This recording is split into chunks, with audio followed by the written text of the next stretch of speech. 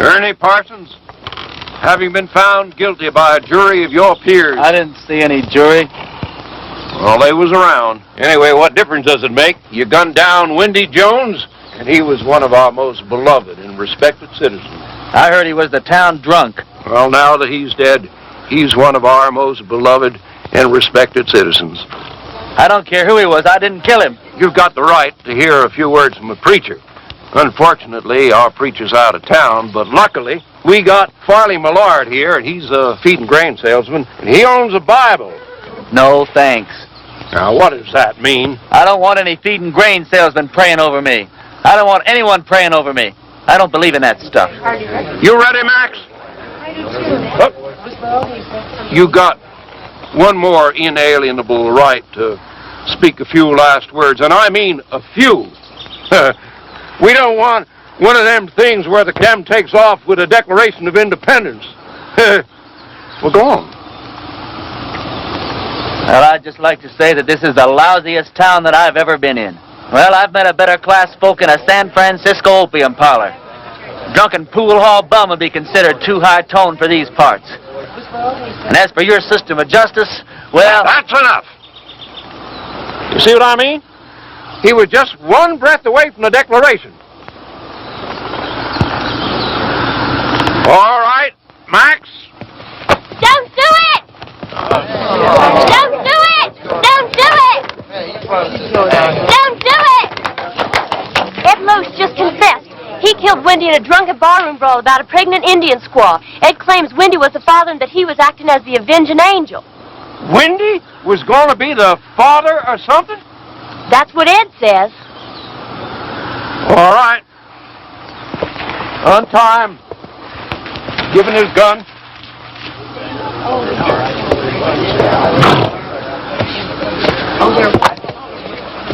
Now, that's the way out of town, son. Take it, keep on going, and don't you never come back. You heard her. I'm not guilty. Even so, we don't want no fast guns in this town. Fast guns right alongside with lepers in this law-abiding community. Can I ride back to town long enough to get some food? That's the way out, son. Don't press your luck.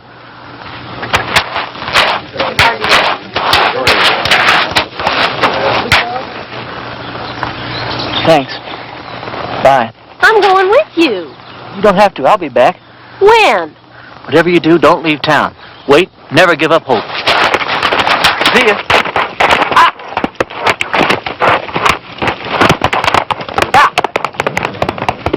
Well, if I'd have known he was going to act like that, I never would have lied for him. Lied? What? You would have never... What? I don't care. I thought he was cute. There ain't a man around here I'd have as a gift. And he took a bath every so often besides. After him!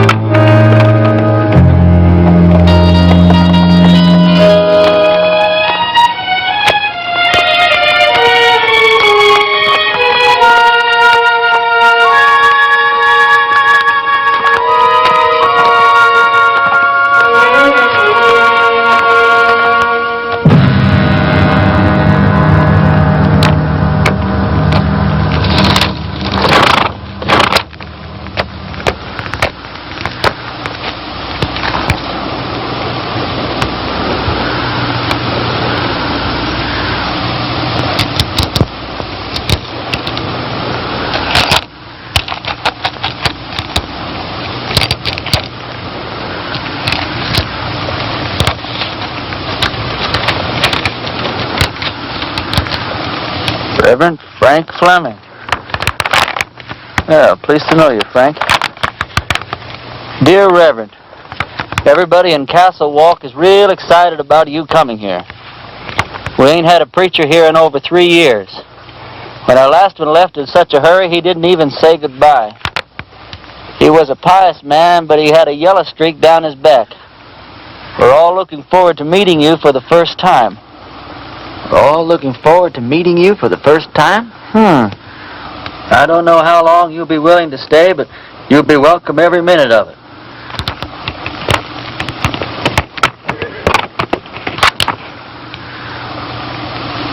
Here's the preacher's horse.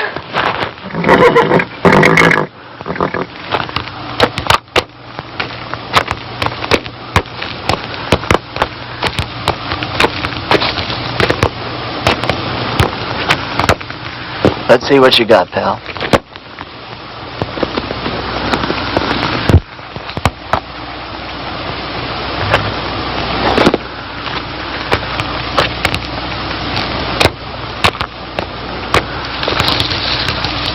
Frank, if ever I catch the guy who did you in, I'll take care of him for you. In the meantime, I'm going to need your clothes and your horse.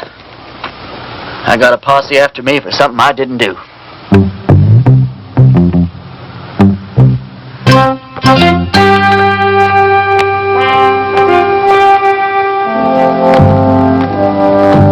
I'd say a prayer for you, Frank, but coming from me, I'm afraid it's liable to do you more harm than good.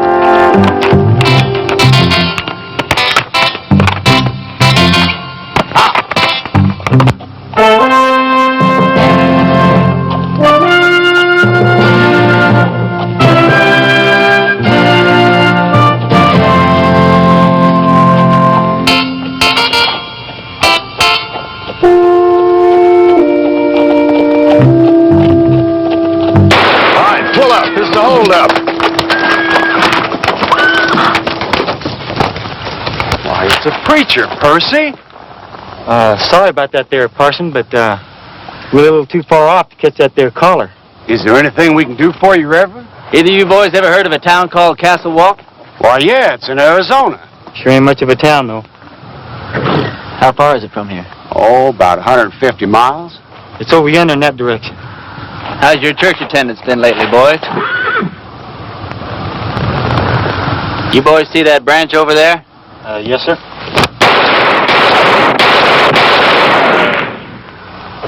That was four for the Lord, boys. He loves you, but he hates your profession. Yeah, I can see how I would. I want you boys to go and sin no more. We surely won't, Parson. As soon as we can afford not to. Preacher, you being so good with that gun and all, how come you didn't just kill us as we was riding up here? Because you boys are children of the Lord, just as much as I am.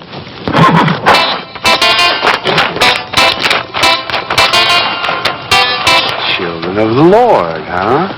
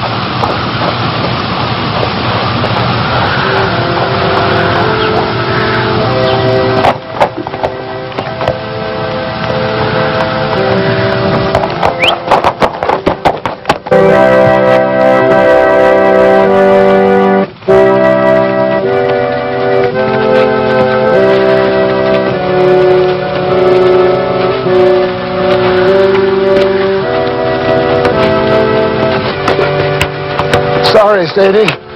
Didn't have the time to dig it no deeper. Well, I guess we better just put him in the ground and get it over with. All right. Without even a few words? Mr. Ross didn't say nothing about no words. Said we could have a burying. Mr. Ross didn't say nothing about no words. But Sam was a Christian man. You can't just bury him like a wild dog. Can't we stand up to Mr. Ross just this once? You're leaving here after the burial. We got to stay here and live with him. All right, let's get going.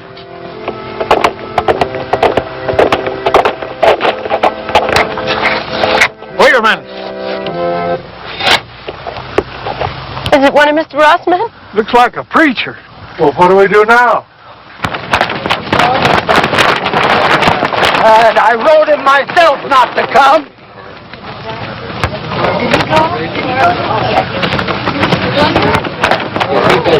Thank God you're here, Reverend. I've got many receptions in my life, ma'am. Yours is almost unique. We were going to have to bury my husband without any proper words being said. But now that you're here... You, the Reverend Frank Fleming? That's right. I wrote you a letter telling you not to come. No, you wrote me a letter welcoming me to Castle Walk. I wrote you that letter. Yeah, but things changed. First, Mr. Ross said it was all right for us to have a preacher, and then Mr. Ross changed his mind. Gentlemen, what the hell is going on here? Reverend! The hell is a word that came straight from the Bible, folks. Now, all I know is we've got a heartbroken little widow here. You did say you were the widow? And these are my children.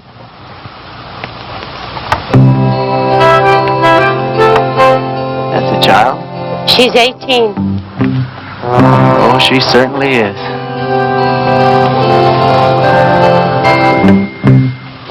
Well, first order of business as I see it is to get this poor man put decently into the ground.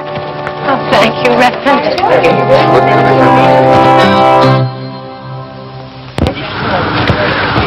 Well, I don't know what Mr. Ross is going to say about this. I haven't been here 5 minutes and I'm already sick to death of Mr. Ross. Come on, let's bow our heads. Don't you have a Bible, Reverend? Oh, I probably do in my saddlebag. Here, you can borrow mine, Reverend. The deceased was probably a simple man, so I'll just say a few simple words of my own, not bother to dip into the Bible today. As you all know, it's ashes to ashes and dust to dust, which may not sound like the best deal in the world, but it's the only deal you're ever going to get, so you might as well learn to live with it. I didn't know the late deceased, but some of the works he left behind are mighty impressive.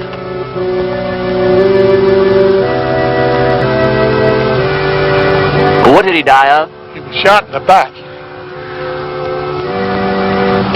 May the full wrath of the Lord fall on people who shoot other people in the back. It's a rotten, sinful way to make a living. Amen. Amen. Can't thank you enough, Reverend. I'd like to say more, but Mr. Ross only gave us half an hour to get out of town after the funeral. You're leaving town?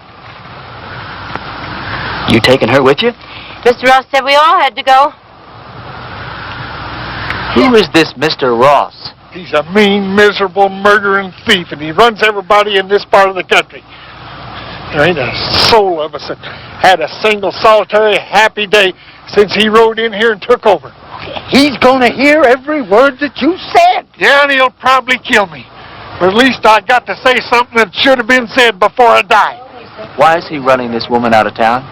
My husband, Sam, was the only man in these parts to stand up to Mr. Ross, so he had Sam killed.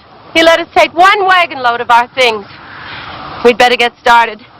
Ma'am, the only place you're going is back to your ranch. I'm sure with the help of all these fine citizens that we can make Mr. Ross see the error of his ways. Reverend, you don't understand the situation around here. Mr. Ross is a powerful, powerful man. He's got money and influence. And he's got 20 top gunfighters working for him. Before I tell you people what I really think of you, I'm going to tell you something about gunfighters. Now, Ross doesn't have 20 top gunfighters working for him because there ain't 20 top gunfighters in the whole U.S. of A. Now, what Ross probably does have is about 15 cowboys that wear guns for ornaments. They do just fine at shooting up a saloon or making some terrified dude dance a little jig. Ross has probably got about 3 men who are pretty good at getting their guns out of their holsters, but no good at hitting anything once they do. Which leaves about 2 or 3 men that might honestly be called gunfighters. Not top gunfighters. More like second or third raters. So you see, you folks have been letting yourselves be rousted around by a bunch of 2-bit yahoos. How come you know so much about gunfighters, Reverend? The Lord's work takes one to many places and many climes. Matthew 31. There ain't no Matthew 31. Well, there ought to be. Widow, I want you and your family to get in the wagon. I'm going to drive you home. You're going to sit next to me. Oh, I don't know, Reverend. Man, you don't look like the kind of woman that would back away from a little fight. Where's your faith? My faith is in good shape, Reverend. And if you're willing to take the risk, so are we. Get in the wagon, kids. Us and the Reverend are going home.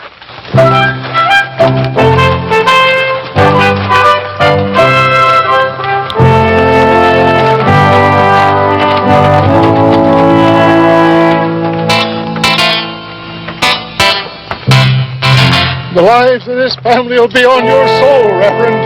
Oh, Reverend. Yeah. A couple of Ross's men are in town and they're pretty liquored up. That was their first mistake.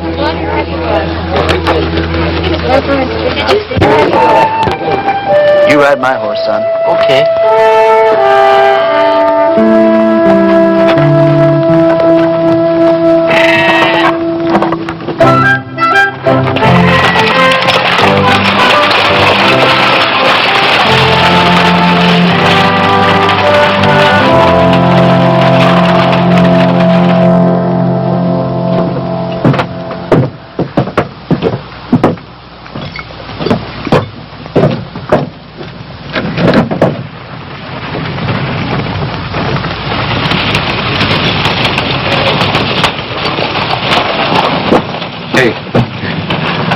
We'll have some fun.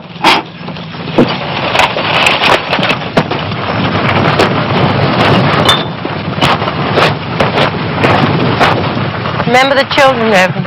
Those are just two of the cowboys, ma'am. Who? Where do you people think you're going?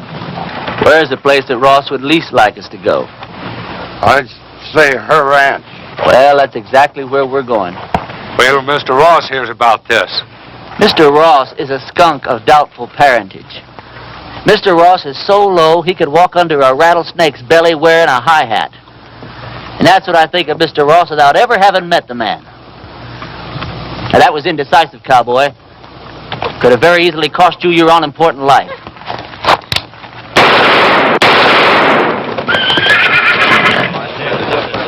Those could have just as easily been your ears flying off your heads, boys. Well, that's a terrible way for a preacher to act.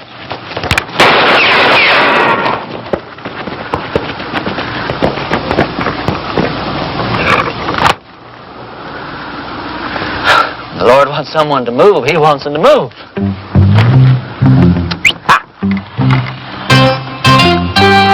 Reverend, my husband Sam would have followed you to hell and back. Don't talk about hell to a sinner, ma'am. You're a sinner? Yeah, we're all sinners. We're about to be.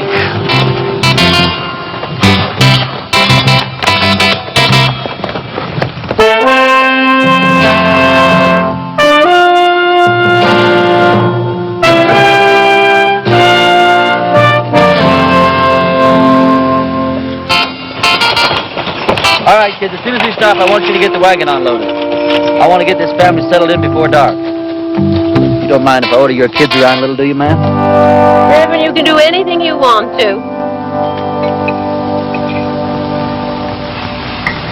Reverend? Reverend?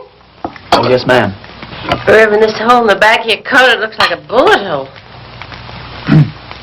Well, that'd be my guess, ma'am. You guess? How could a man be shot in the back and not know it? Well, I was carrying that coat over my arm when the shooting took place.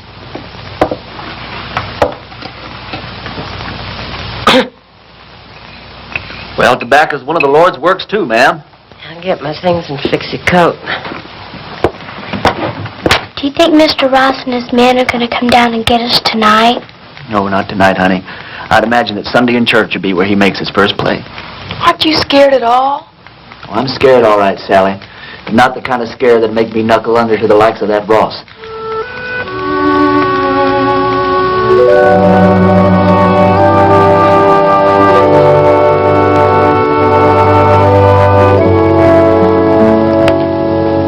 text for your sermon tomorrow, Reverend? Tomorrow? Tomorrow's Sunday. I've lost all track of time the last few weeks. What do you think I ought to preach about? I thought you said the sin of cowardice. Yeah, that's not bad either. Thought you probably had some favorite passage from the Bible to illustrate your point.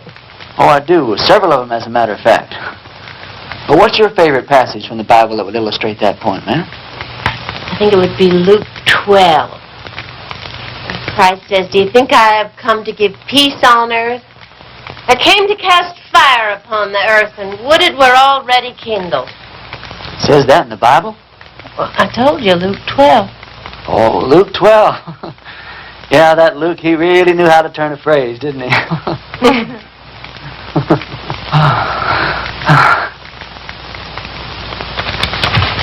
Clean your clothes up for the services. I'd appreciate that. You don't happen to have a Bible around, do you? I seem to misplaced my glasses. Could you turn to that spot in Luke that your mother was talking about? It's right here. You don't wear glasses. You know something, you're right. I don't know what got into me.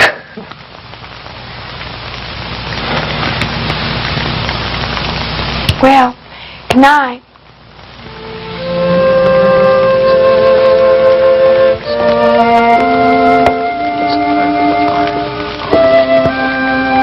Good night.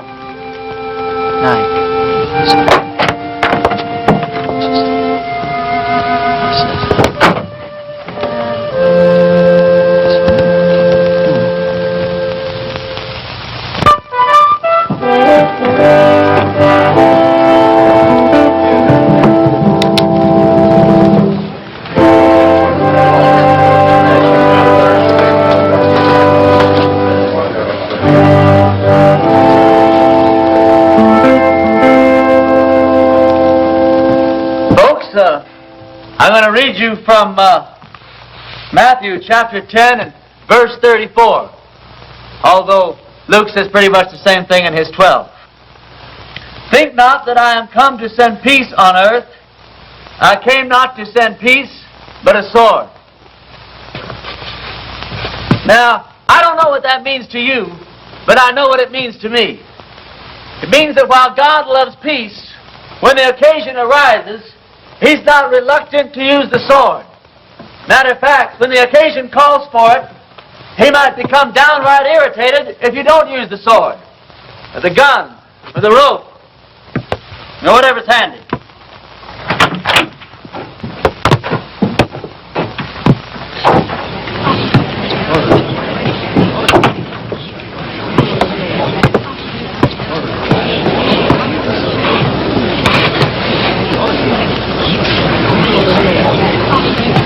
Now, you folks have had a cross to bear here lately, and his name is Ross.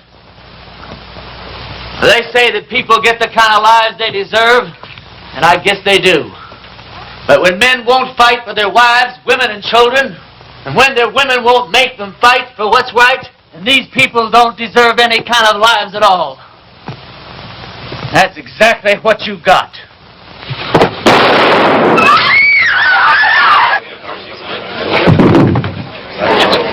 Get his gun.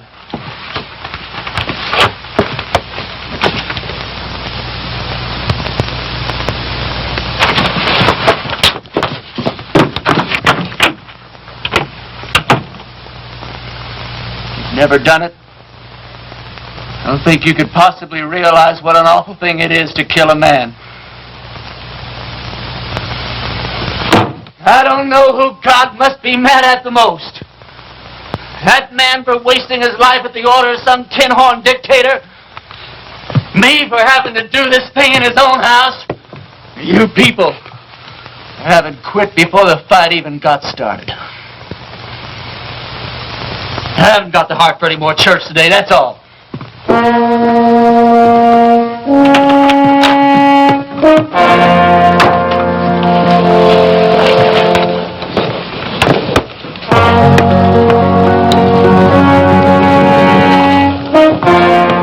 Mr. Ross,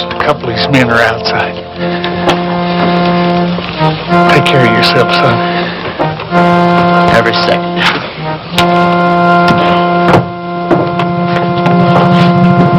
Bring that body outside.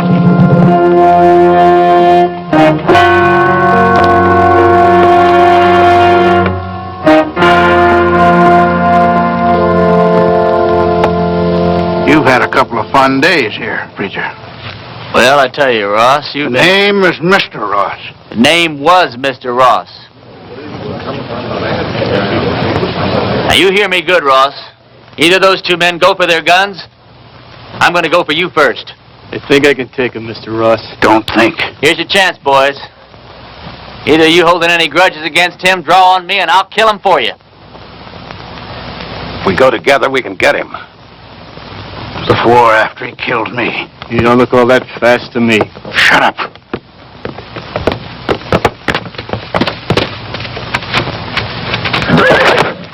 Friend of yours, Ross? All right, preacher. You pulled yourself off a nice little grandstand play for the folks. Now I want you out of town. Who killed Sam Underwood, you or one of your men? I'm going to find out if I have to take the whole bunch of you to pieces. Give me the word. I'm sure I can beat him. We'll go on back to the ranch. I'll be there in a minute. You sure? Now.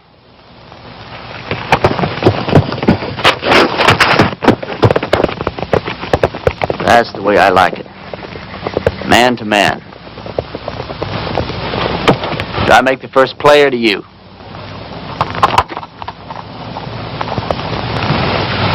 I just changed my mind, preacher. I don't want you out of town. I want you right here where I can get you anytime I want you. Service is next Sunday at 10 o'clock, and there's a 4-bit fine for being late.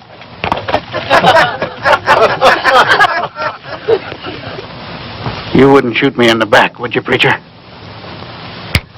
Like that.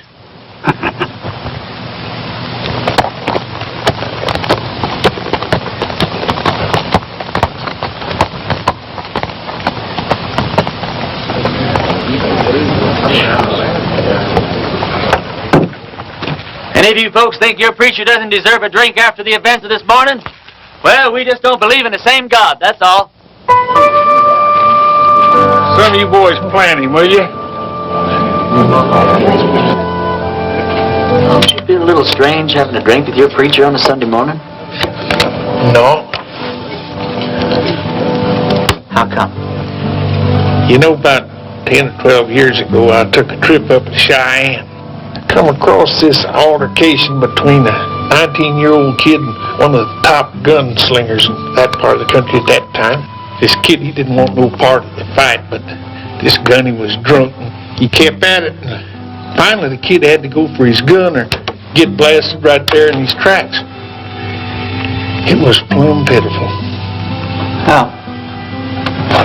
This kid was the fastest thing I ever seen. Caught that gunny flat-footed. Why, he was dead before God got the news. I inquired around, found out this kid's name was Ernie Parson. Ernie, what are you doing here in Castle Walk dressed up in that preacher's outfit? It's a wrong guess, Billy. You know, once you've seen a top man handle himself in a gunfight, you never forget one little detail. What are you on for, anyway? Doesn't matter. I didn't do it. They'll hang me just like I did if they catch me. Did you kill Frank Fleming? Oh, of course not. Came across his body in the hills, and he was already dead. I was half starved, no place to go, so I took his clothes and horse and came here. All right. I'll ride back to the ranch, tell the widow and the kids goodbye, and then I'll move on. Why, Lee, you're the answer to our prayers, Ernie. No, I'm not, Billy. Don't let these clothes fool you. God moves in mysterious ways, boy. Not that mysterious. Look, Billy, what I'd like to know is if I do stick around here, how much help can I count on from these God-fearing people? Almost none. Almost none? None.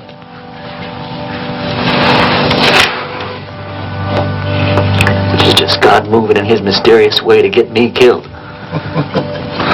God will smite the sinners of Castle Walk just as surely as he smote the Philistines. Smote. For the time is at hand when you will hear of wars and rumors of wars. Be not afraid, for this must first take place. Nations will rise against nations, and kingdoms against kingdoms. Not a head on your hair, or a hair on your head will perish. And I quote Luke chapter 21, verse Luke chapter 21 and verse 23. For there shall be great distress in the land, wrath upon his people.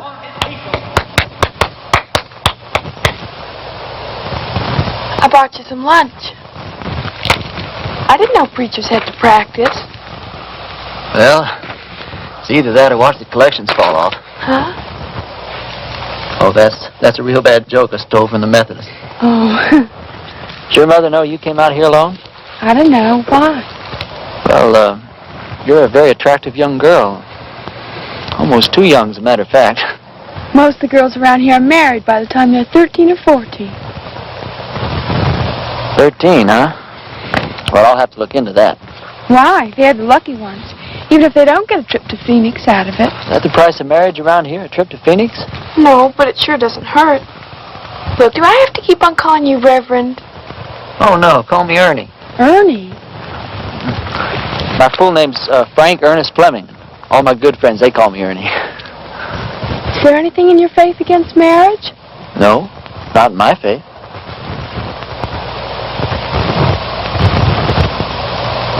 Look, Sally, sit down. This conversation isn't going in exactly the direction I'd planned. I mean, you know, marriage is just fine. I was real glad that my parents believed in it. But, well, there's other things, too.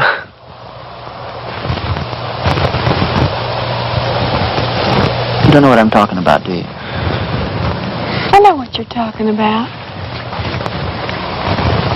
Let's see. What's the matter? Oh, it's these clothes and this collar. It's just, I'm not going to get anywhere dressed like this. I don't see that it makes much difference. You would if you were dressed like a nun. It's just the wrong outfit for what I had in mind.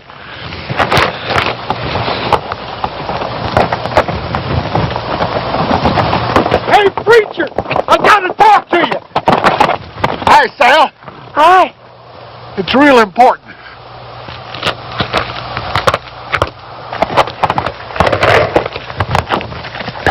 You know a gunfighter named Jake McCoy? Yeah, I know of him.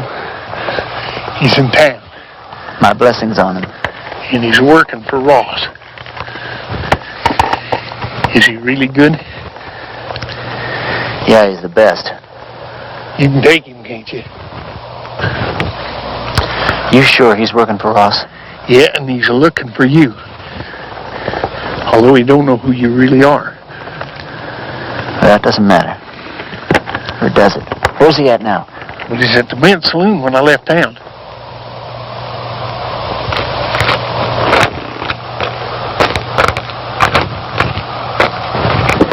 You're going to have to ride back to the ranch alone.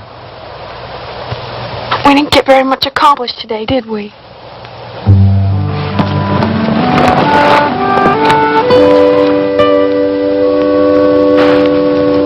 Can't you just feel the ice breaking all around us?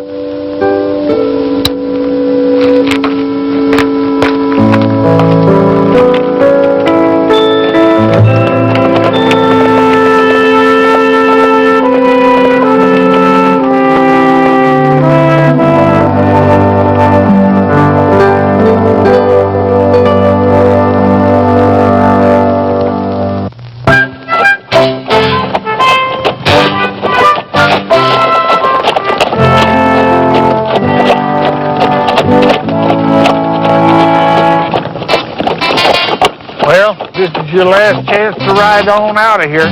Forget about the whole thing. I can't. I don't know why, Billy, but I just can't.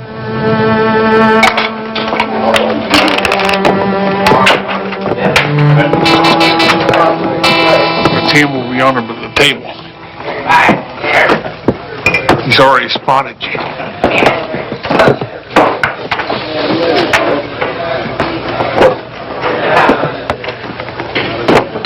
Hello, Jake.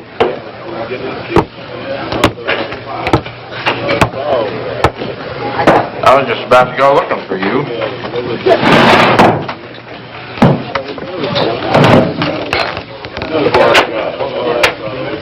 You ever run into Ernie Parsons anymore?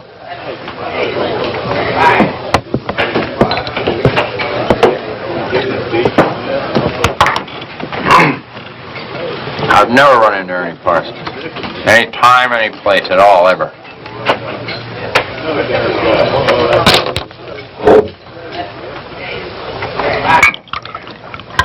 You have now. You?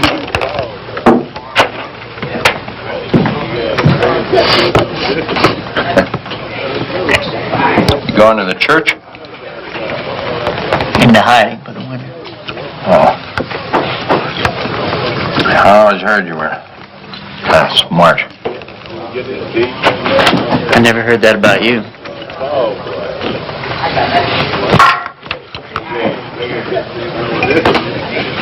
Look, are we really going to have to go through with this thing? I got $1,000 in my pocket. And the girl waiting for me in Boulder City says I gotta go through with it. You all that sure you can beat me? You all that sure I can't? The only thing I hate is a stupid, senseless fight. Come on.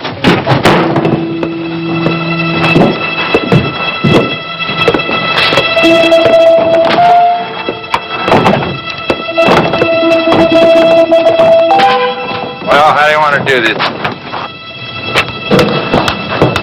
Billy, when we get in position, flip a coin. When it hits the ground, we go for our guns, all right? All right. Jake? One of us is going to die, and it's not going to prove a thing. Sure it is, Ernie. It's going to prove which one of us is a fool to call himself a gunfighter.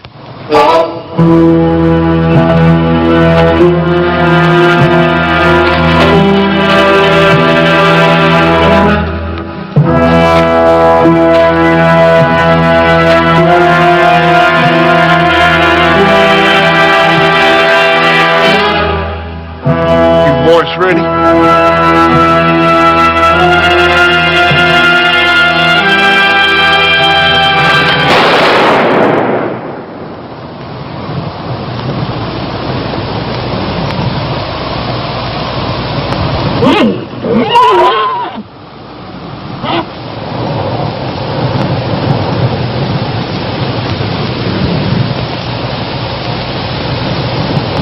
Are you hit? You?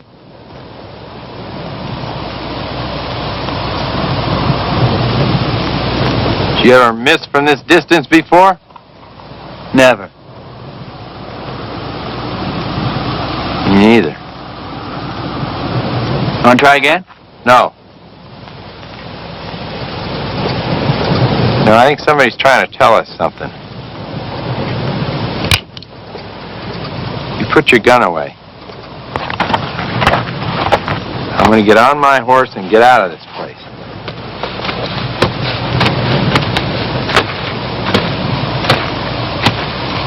I beat you. You know that, don't you? Oh, no, you didn't, and you know dang well you did, Jake. You going to give Ross his $1,000 back? No, I'm late for my date.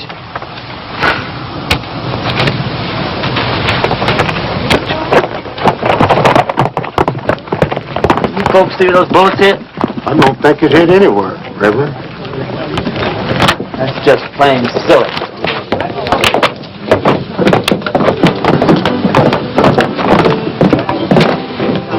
Hold on.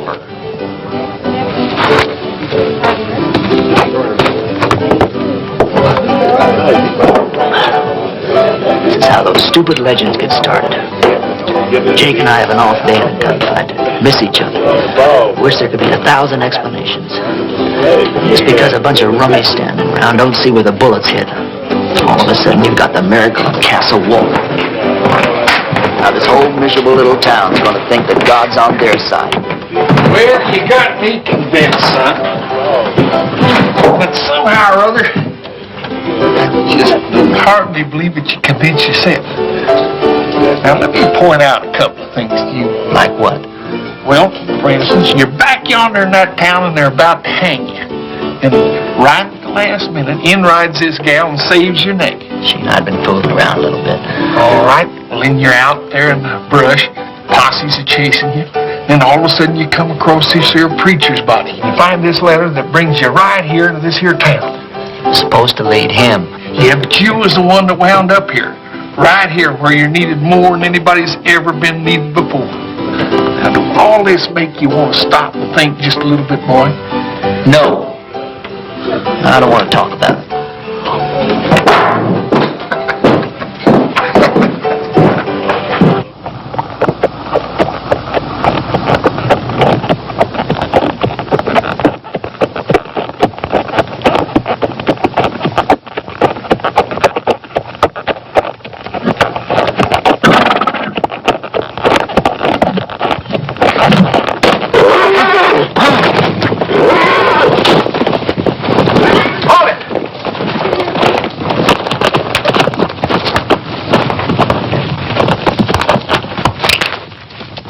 You should have listened to me when I told you to get out of town. You shouldn't have backed down in front of me the other morning either. Now, this whole town's going to have the idea that you're just a little less than the tin god you pretended to be. Just tell me one thing. What really happened between you and Jake McCoy? I chased that bum out of town. And he's not going to give you your $1,000 back either. He said to tell you that's the price he charges for shaking hands with scum like you. Get on with it. Prayer man, you drop that rope real slow.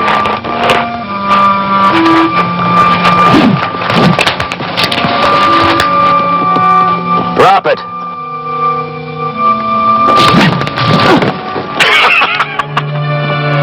You ain't getting out of town fast enough, preacher.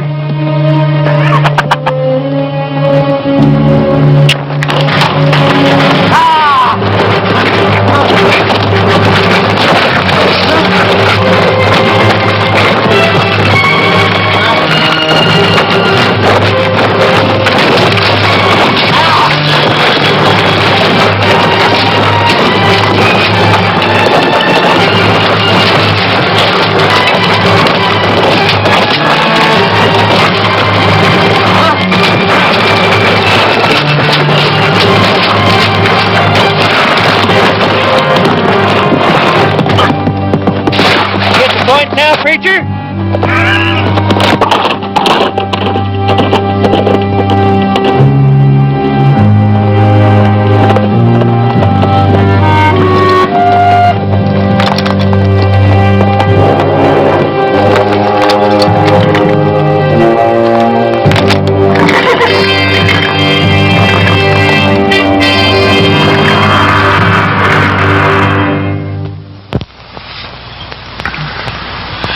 You're in the bunkhouse of our ranch. I thought it would scare the kids if they saw you like this. How'd you find me? When you didn't come home last night, I set out to look for you.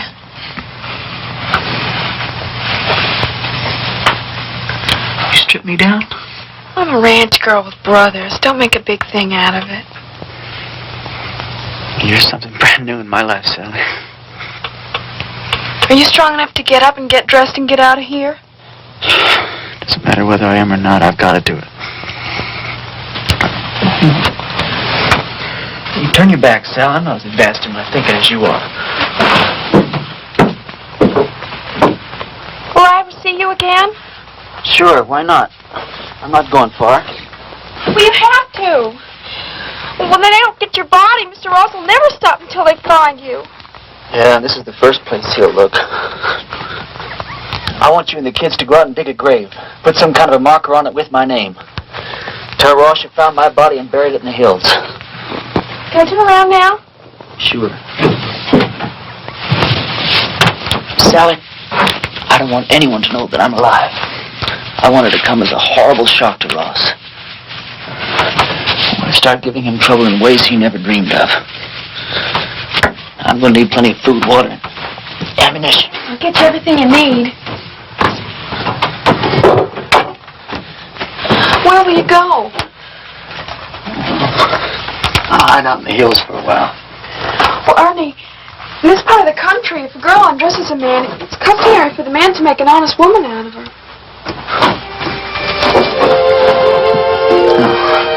I'm sure that's true in every part of the country. If I live through the next little while, well, we'll have a serious talk about that. What's the matter? Well, just look at the way I look. Well, it's always something, isn't it? You don't like the way you're dressed. You don't like the way you look.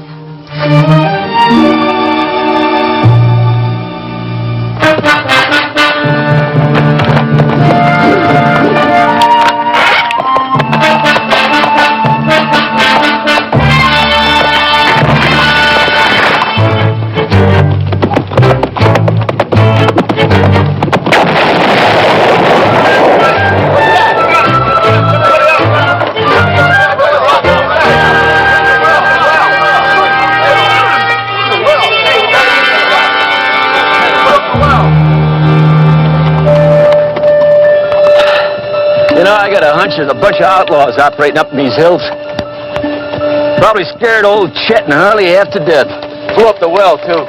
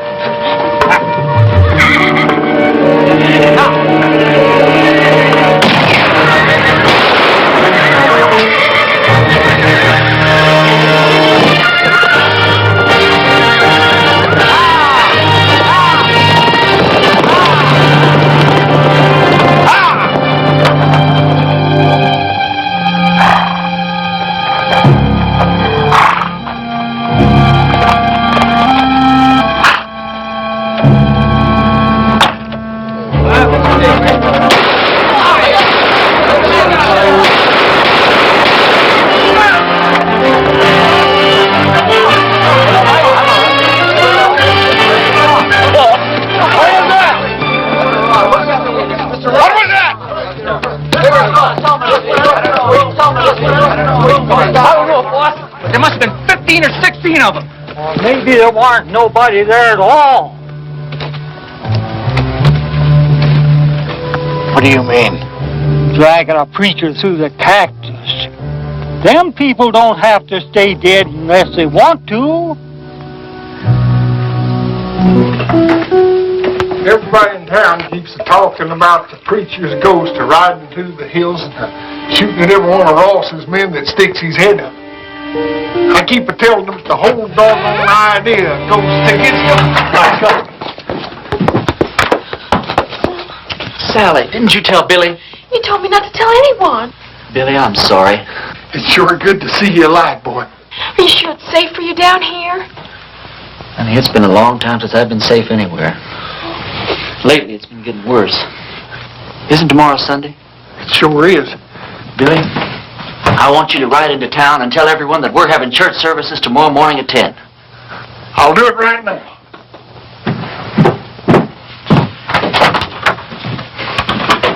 Sally told you our plans, ma'am? Yes. You have any objections? No. Ma'am, has it occurred to you that, well, Sally's liable to end up one of the youngest widows in these parts? Mary Mert's only 14. She's been a widow 2 years. Besides Mary Mert. No, Grace Dorothy only been married a week and a half when her husband fell down a mine shaft. You know how old she is. Sally, could we take a walk outside? Excuse us, ma'am. Sally, the reason I brought you out here is, well, one of the reasons. If we're going to be husband and wife, then you've got a right to be in on the decisions that affect the both of us. You understand? Now, if I stay here and fight it out with Ross and his men, the chances are very good that I'll be killed. But on the other hand, we could leave here tonight, get married the very first town we come to, go someplace we both like and settle down and just have a wonderful life for ourselves. It's all up to you, Sally. You just say the word. Well, Mama always said never throw yourself in between a man and what he thinks he's got to do.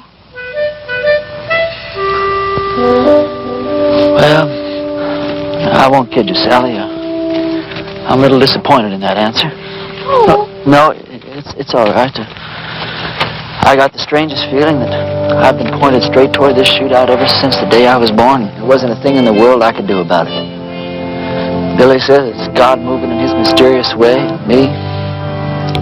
Well, I just don't know. You very religious, Sally? Why do men have to talk and talk?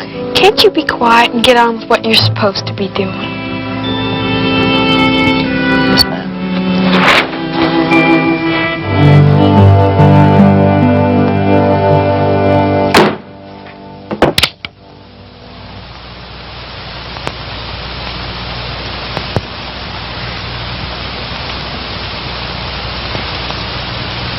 Folks, I'm here today as your preacher and as God's representative. Now, as your preacher, I've stood up to your enemies for you, and all it's gotten me so far is a lot of bruises and a bunch of cactus spines. Now, I understand that a lot of you thought I was dead, and that my ghost was raging through the hills, wreaking my vengeance on Ross and his men. But I want to ask you something. What were your feelings? Were you scared that you might have an angry ghost raging in your hills? Or were you ashamed because not a single one of you came out to see if I was alive or if I might not need some help? Well, I'm warning you people. While you're sitting around waiting for God and me to do your work for you, God just might have some plans of his own. Maybe he's not as angry at Ross as he is at you.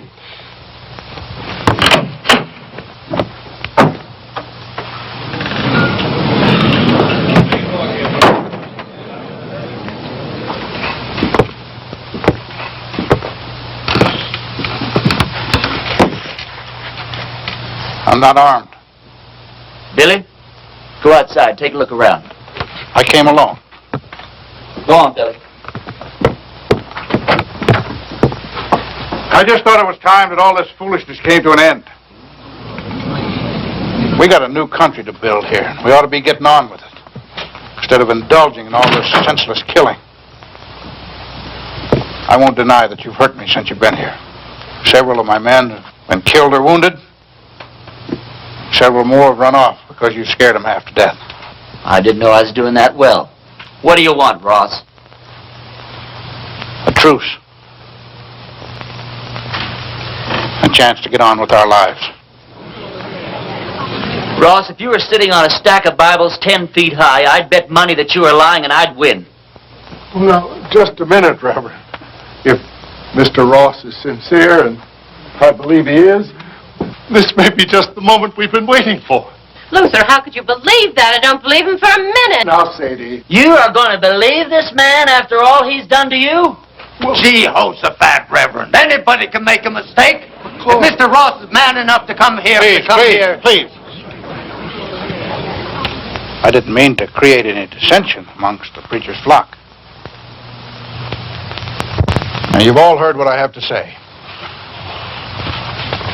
Think it over.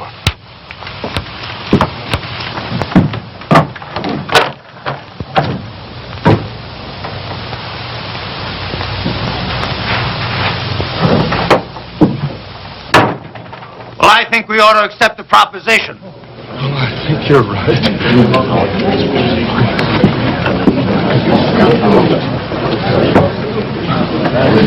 I have an announcement to make.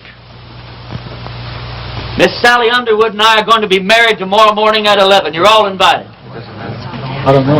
Second the ceremony is over, my wife and I will be leaving this God-forsaken town for good. The ceremony won't take place here in the church. It'll be at the Mint Saloon. You can say what you want about those people at the Mint, but they know why they're there and they do something about it.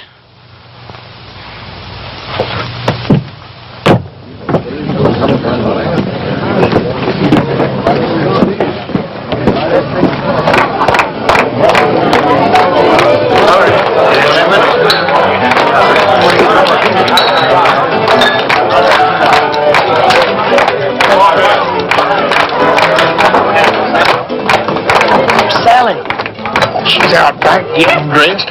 Her mama's with her. Can't take all day with this thing. What's your rush, boy? One of my feelings, and I'm never wrong, that I should get out of this place. When did you say that? Huh? Oh, nothing. Hey, yonder she comes now.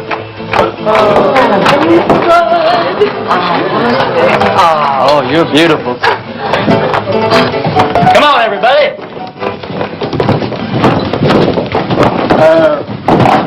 Don't you get the feeling that maybe something's missing here?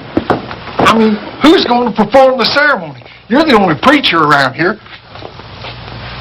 Well, I don't know of any law that says I can't delegate my otherworldly powers. You marry us, Billy. Oh, yes, Billy. I don't know about the legality of all this. Oh, never mind the legality. It's the spirit that counts. Well, Now, I take Sally to be my wedded wife. You go on from there. well,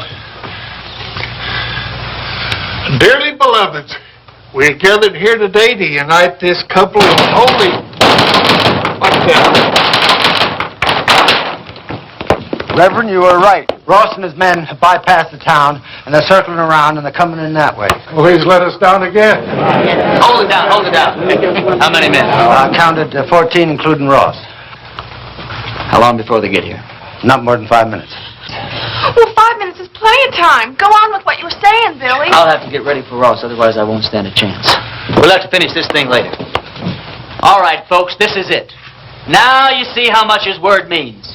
Ross and his men are coming into town for just one reason, to get me. Because he knows if he kills me, there won't be enough fight left in the rest of you to hold off a bunch of sick old ladies. This thing works two ways. Now, if I can get Ross first, then his men won't have any reason to go on with the fight. So all I'll need is some of you to keep his men pinned down while I take care of Ross.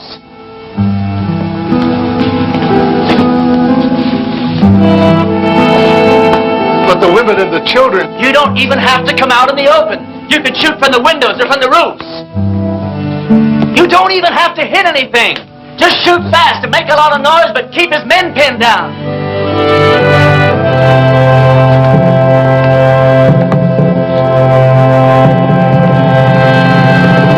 Blame it, Reverend, I'm with you.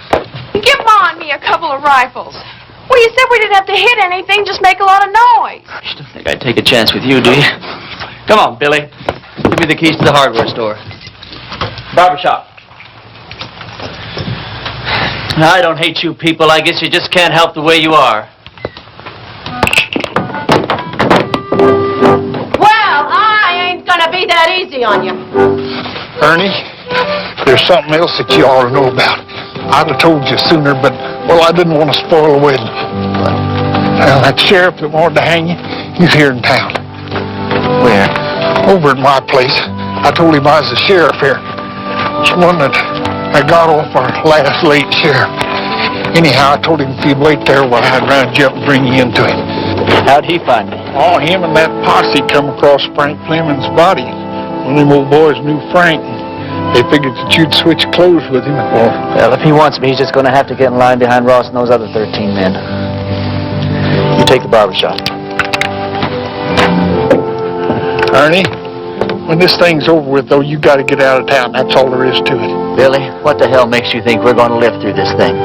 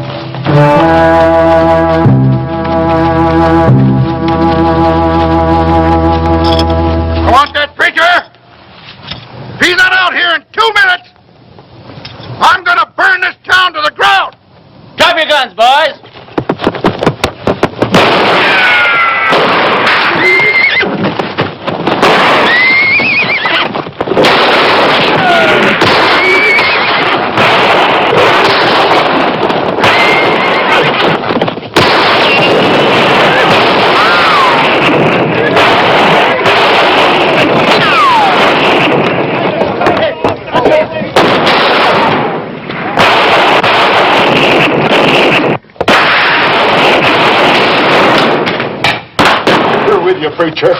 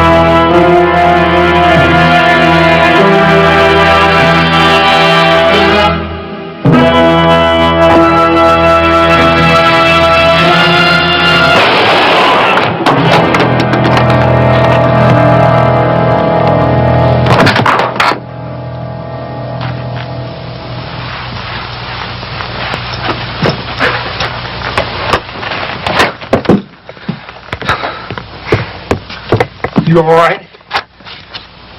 Barely. Listen, all you Ross's men. Ross is dead. Anyone who keeps on fighting is going to have to stand trial. How do we know he's dead? Because I'm alive. All right. You hurt the man. The sheriff's going to be down here to find out what this is all about. Yeah, I know. Billy, get my horse and meet me out back, huh?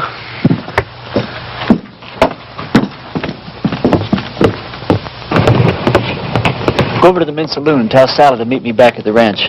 We'll take off from there. No, I ain't going to do it. I'm a dang fool for going along with this thing as far as I have. And I ain't going to go no further. What are you talking about? I ain't going to let you run away with that kid. Her not knowing who you are or what you are, or what kind of a life she's letting herself in for.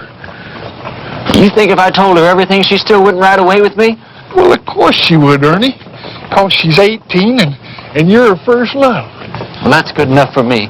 Ernie, when that sheriff finds out you've left town, do you suppose that he's just going to give up? I can take care of him. Yeah, you can take care of him with one hand, or you take care of Sally with the other.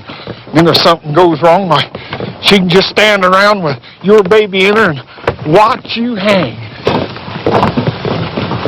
You think I could just ride off without telling her why? I'll tell her. Yeah, then what happens to her? Oh, she'll be tore up for a while, but she's young. She'll get over it in a month or two. Yeah, but I won't get over it in a month or two. I'll get your horse. I'll get it myself.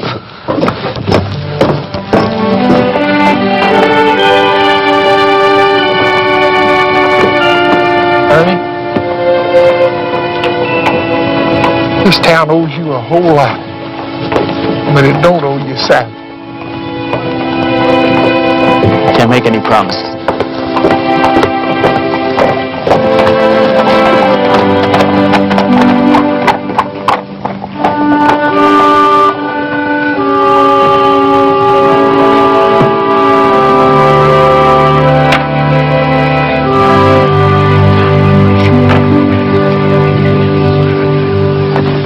He's all right. He's not hurt, and he'll be here any minute.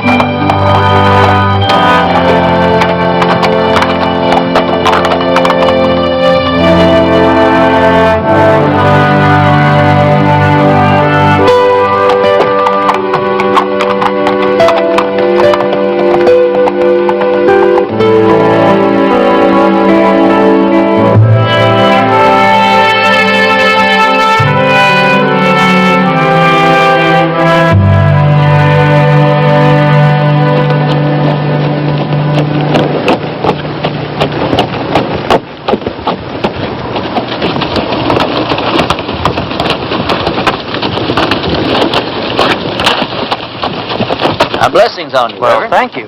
Ernie, do I know you? No, I don't think so. How come you know me? Because I know every preacher in this part of the country, and you're not one of them.